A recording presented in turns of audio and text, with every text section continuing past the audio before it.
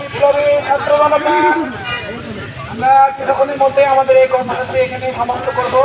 এই মুহূর্তে আপনাদের মাঝে বক্তব্য নিয়ে আসছেন ছাত্র শক্তির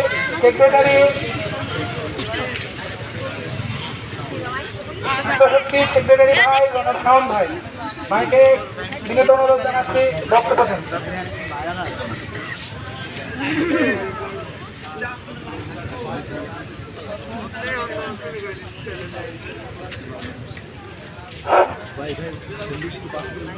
বিসমিল্লাহির রহমানির রহিম। প্রিয় ছাত্র জনতা ভাইরা আমার,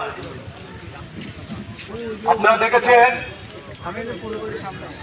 আমাদের জুলাইয়ের অগ্রনায়ক ওসমান হাদি ভাইকে শহীদ করা হয়েছে।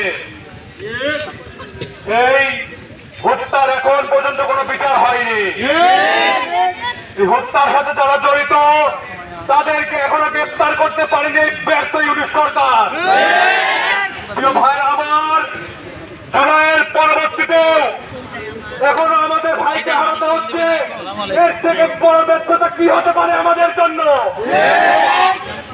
ইনশাল্লাহ আমরা এই হত্যার প্রতিশোধ নিয়েই ছাড়বো ইনশাল্লাহ। প্রিয় ভাইরা আমার, আমাদের এক ভাই শহীদ হয়েছেন।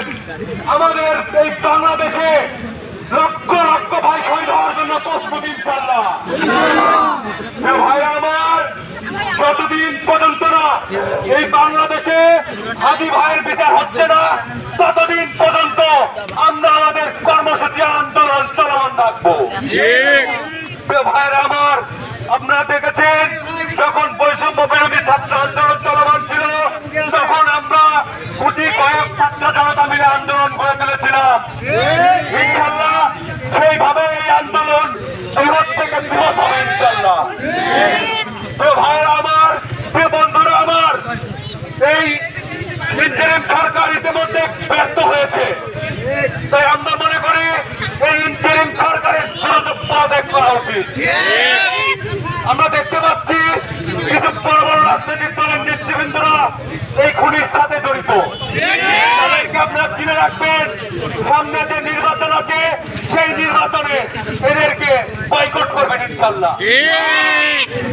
ভাইরা আমার, অনেক কথা হয়েছে, অনেক ধৈর্য হয়েছে, আর ধৈর্য ধারণ করে চলবে না।